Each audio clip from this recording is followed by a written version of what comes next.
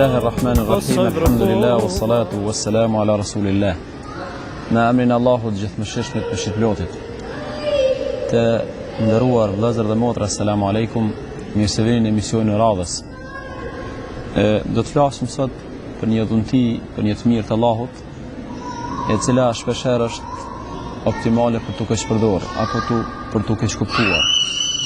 Në gjitha këto takime që jemi të marrë bashkë, jemi përpjekje që dhuntitë e Zotit me shfrytëzu drejt dhe asnjëherë mos me harru burimin e të mirave dhe vazhdimisht këto të mira me i përdor në formën siç ai dëshiron, siç ai don. Sepse çdo përdorim në një formë tjetër mund të na shpije të një keq përdorim i mirësisë dhe duke qenë ajo mirësi mund të shndrohet në një fatkeqësi apo në një mëkat.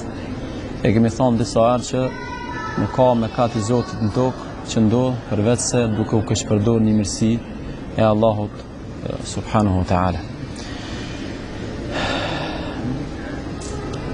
Po flasim për çështjen e interesit, çështjen e dëshirës me sjell vetit dobi, dëshirës që me largu çdo dëm nga vetvetja, një lloj instinkti, një lloj interesi që është shumë sozat normales dhe Zoti në farformë e kësaj na ka kriju që me dash të mirën për veten tonë.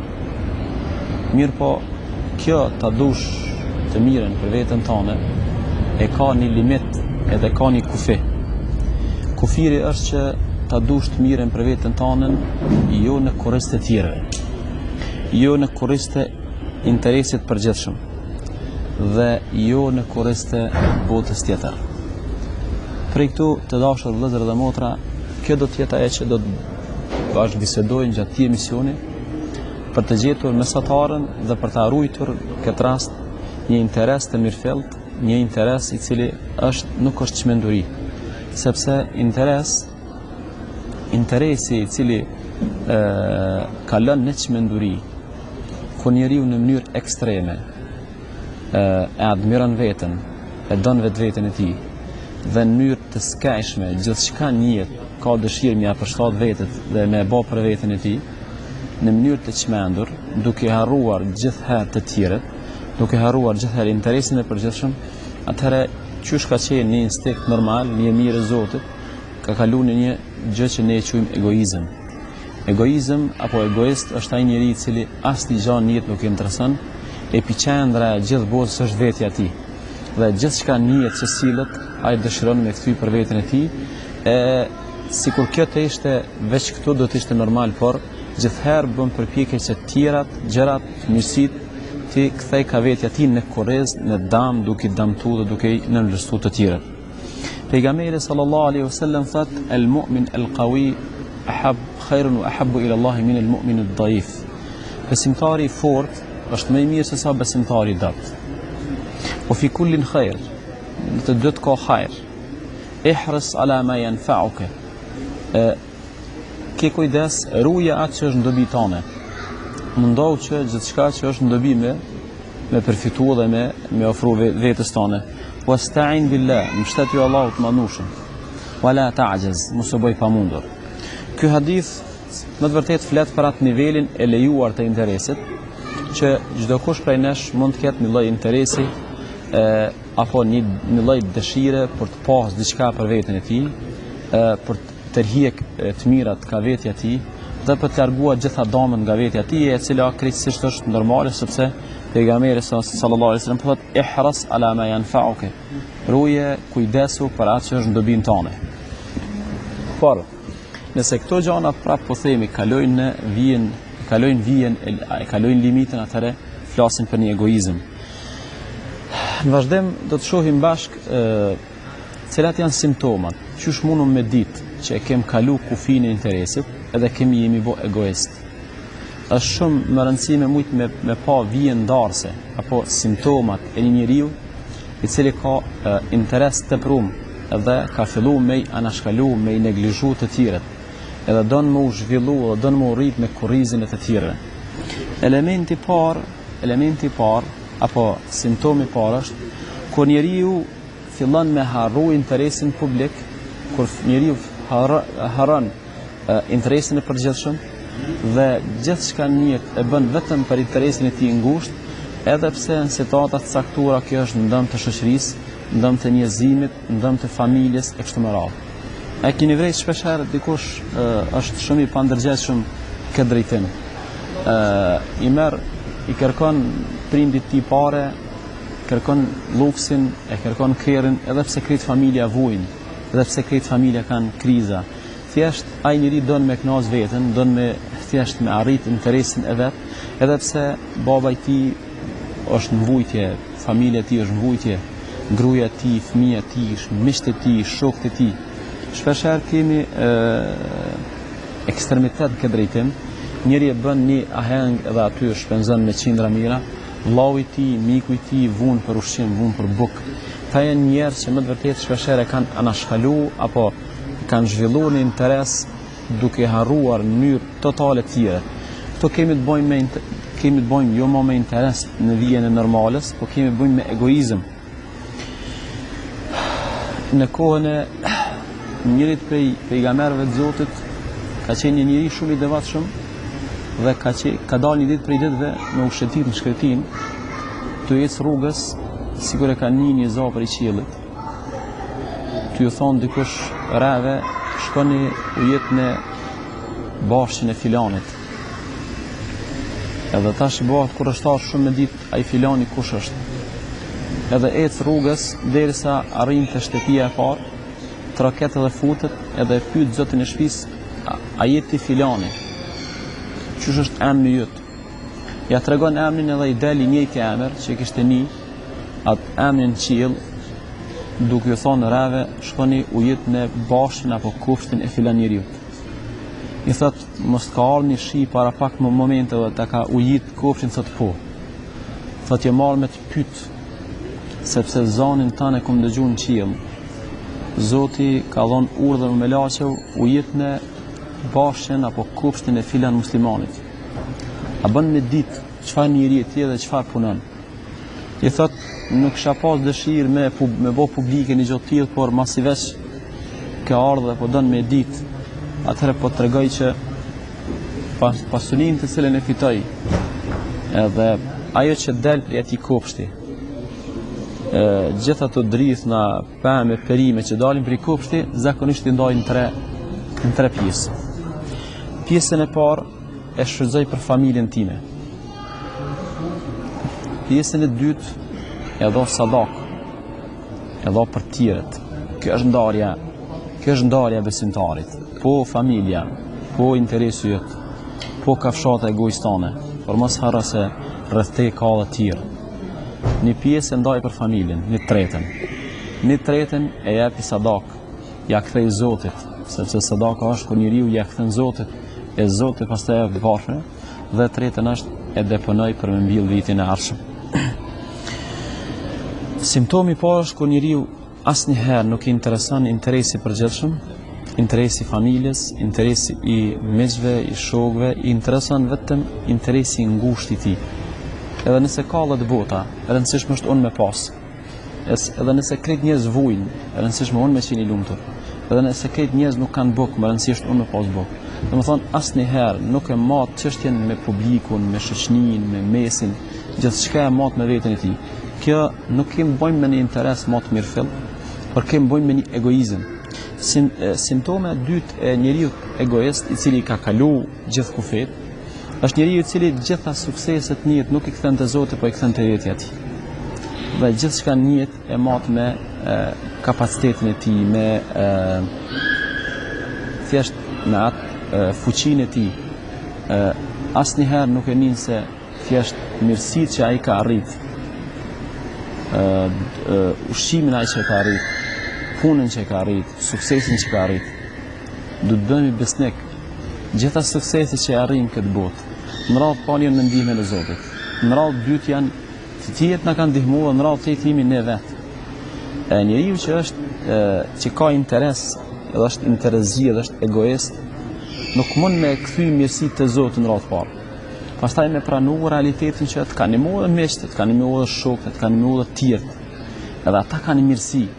keni kujdes, mirësia duhet kthehet në radhë parë gjithherë te Allahu i Madhnuar.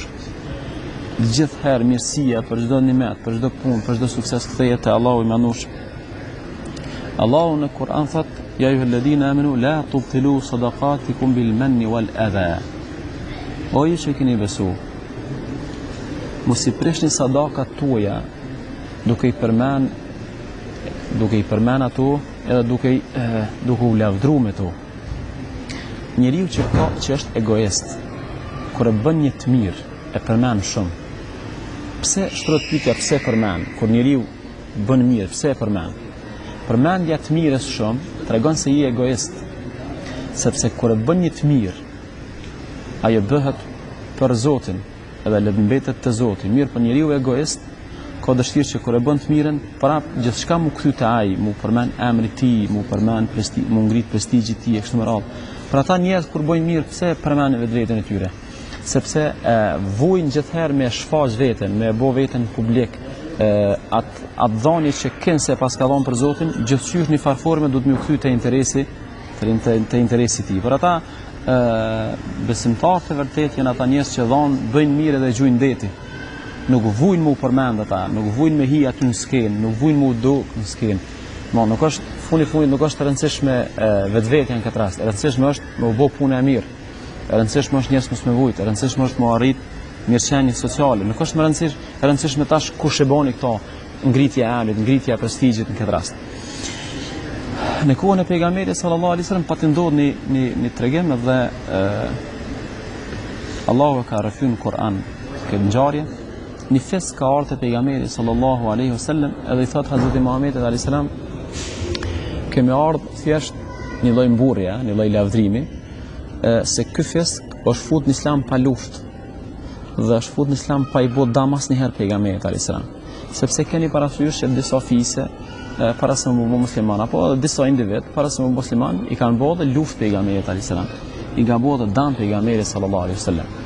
Ky fes ka ardhur te pejgamberi dhe thjesht po lavdrohet, po mburret se domethënë na jemi njerëz na fut në Islam, asnjëherë s'kem shoh, asnjëherë s'kem luftuar, asnjëherë s'kem bodam, edhe në farforme kjo I bën që ne jemi më të mirë se të tjerët. Me atë rast Allahu I Madhnuar e zbrat Kur'an në librin e tij edhe thot: "Ya yamununa alayka an aslamu. Qul la tamunnu alayya islamakum balillahu yamunnu alaykum an hadakum lil iman." Ata vinë te te dhe lavdrohen ty për islamin e tyre, e të thuja atyre mos u lavdroni për islamin tuaj, po lavdrojeni Zotin I cili ju udhëzoi zemrat tuaja në besim. Prandaj edhe nëse bëjmë mirë ndonjëherë, kjo është në mirësinë e Allahut azza wa jall. Dhe në atë rast esenca është që ta madhrojmë Zotin, jo ta madhrojmë vetveten, jo të bëhemi egoist. Edhe të mira që I bëjmë këtë botë me lejen e Zotit, edhe ato thjesht ti madhrojmë dhe të rrisim edhe të bëjmë përpjekje që përkatësinë e tyre me kthye në tek qenia jonë. Transmetohet se ka qenë njëri prej muslimanëve të parë Zejnul Abidin, ka qenë një adhurues, një asket. Në jetën e tij thuhet se I ka marrë 80 varfën. Çdo ditë para mëngjesit, natën u ka qenë ushqimin. Edhe asnjë njeri nuk ka ditë për këtë punë. Ditë kur ka vdek, ja kanë hip petkat në ala kufumën, ja kanë vrejt qevitat e zi në krahët e tij. Të bajt ushqime, të bajt shishere, të bajt miell, më shumë të varfër. Atë ditë që ka vdek, ditën e nesërme, 80 antar të familjes kanë mbet pa ushqim. Edhe kaq sa vite thuhet se për 10 vite ky njeri ka bërë këtë shërbim. Edhe asnjëherë ato familje nuk e kanë kuptuar se kush ka qenë njeriu që I ka qenë ushqim. Domethënë kjo është njeri I cili me vërtet e ka luftu, e ka përjashtu egon e tij, e ka përjashtu veten e tij, e ka bërë punën vetëm për hir të Allahut të Madhnuar. Prandaj njëri prej simptomave të njeriu të egoist është kur njeriu lavdrohet dhe kur njeriu suksesin që arrin këtë botë në sukses asnjëherë nuk e përmend Zotin dhe nuk e përmend të tjerët që I kanë ndihmuar me arrit të suksesit. Njëri prej tregimeve kuranore është në surën Al-Qalam, Allahu I Madhnuar më tregon ngjarjen e kopshtit. Ngjarja e kopshtit është tepër interesante dhe flet më të vërtet për njerëz egoist. Në këtë rast kemi të bëjmë me një prind i cili ka pas disa fëmijë, ka qenë shumë njëri i devotshëm, shumë njëri i mirë. Thuhet se sa herë e ka vjel atë kopshtin e madh, ditën kur janë vjel frutat, e ardhur me qindra mira varfën edhe kanë marrë prej zeqatit aty. Atë vit që ka vdek plaku, djemtë e tij e kanë bënë dredhi, kanë bënë skenar natën, pse më dhon varfën? Çka ju kemi bësh në më dhon varfën? Thjesht ajo pasunia jonia dhe është vetëm e jonia. Pse këta zot me pas akses pasuninë tonë? Edhe bojnë skenarin gjysën e natës, përgatiten gjithë bashkë, me shku të kopshti edhe me vjel të tërin para lindjes diellit, para se me ardhë varfurit. Mirë po, Allahu i mandueshëm do të më dhonë mësim këtyre njerëzve. Edhe ka mesi natës, e çan thuhet se transmetime, në Kur'an, Allahu çon Xhibrilin edhe djeg kopshtin të tërin. Kjo ngjarje ka ndodhur në Yemen. Unë personalisht kum pas fatin me pa ato kësë da se dite ka sinjale djegjes. Kër e në ardhë heret vëllezërit para sabahit të kopshti,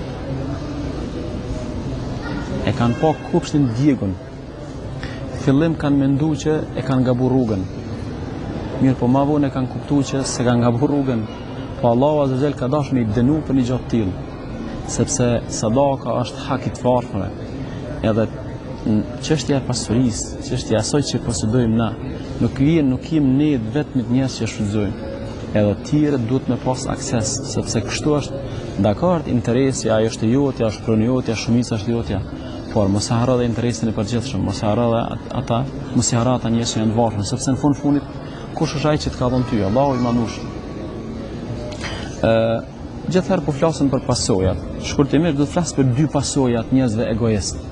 Ekzistojnë dy pasoja shumë të rrezikshme të njerëzve që janë egoist, edhe interesin në soazat normales e kanë çu deri në e kanë tepru deri jashtë kufive të normales.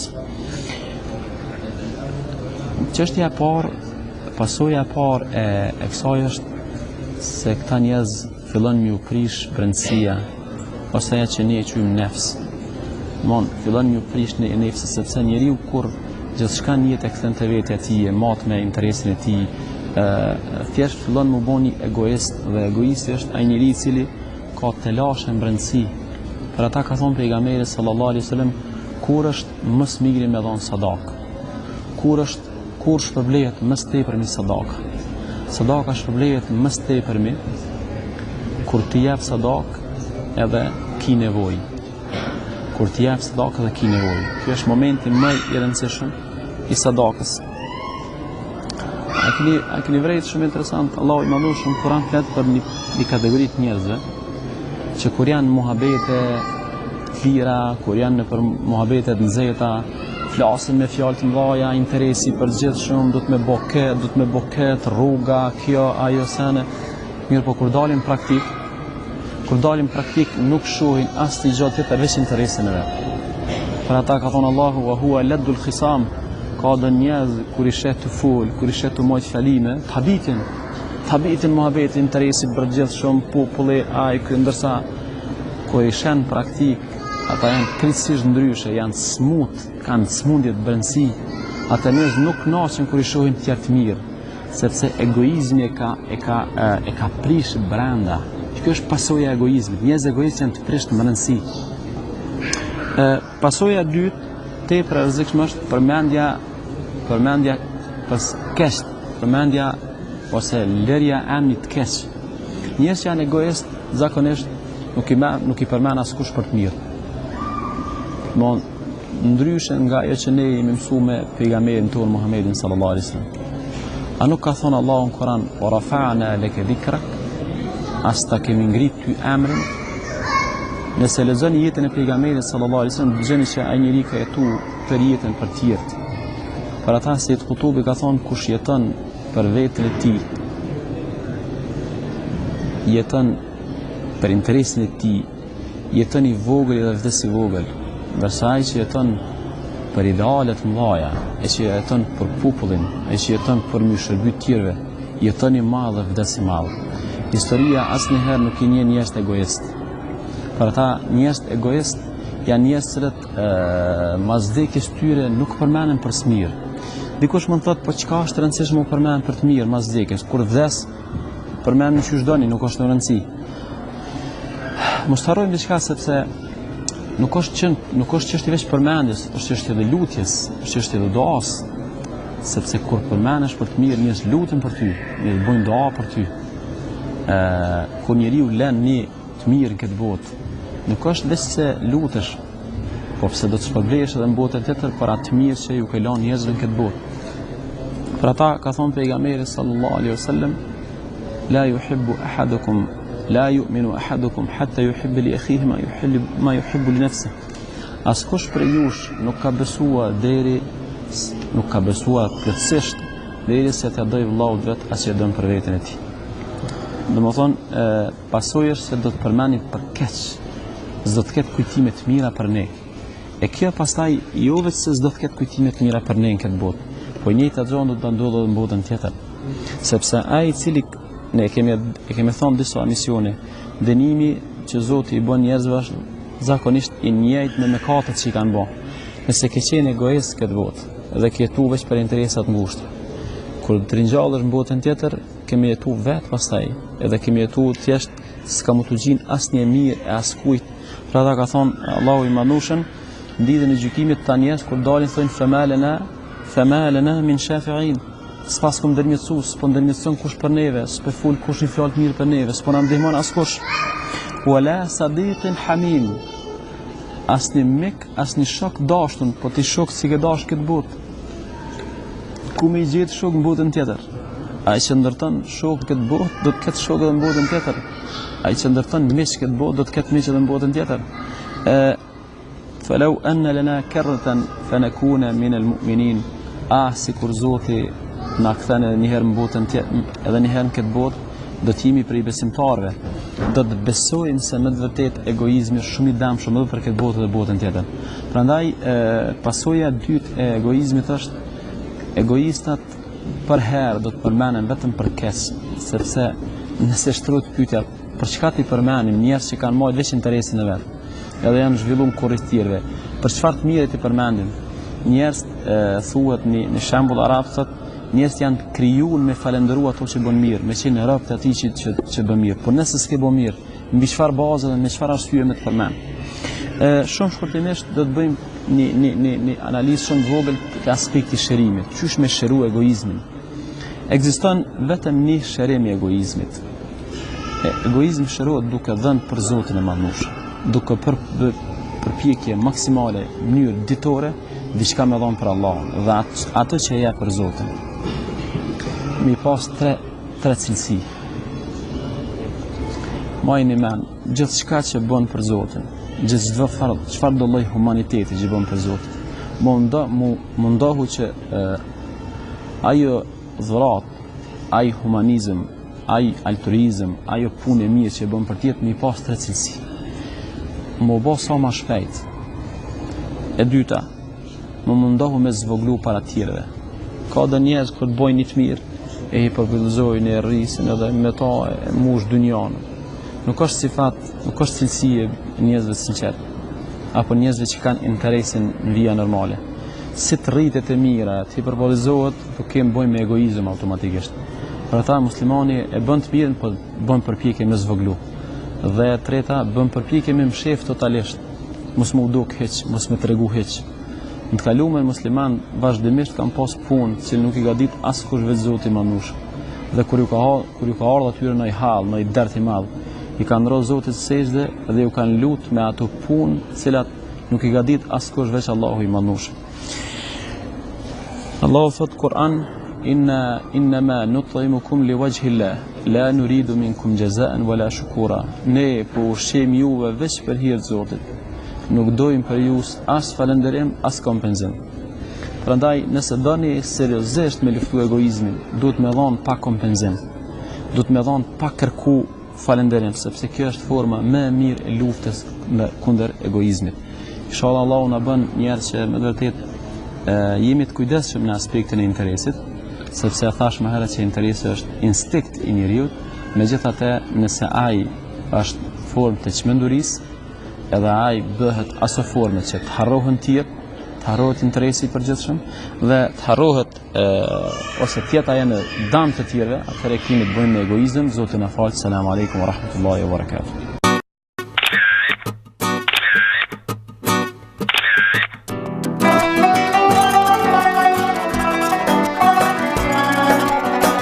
Lumturia s'ka mosh, dynjaja tretet, ikin ditët, ikin netet, e mira mbetet.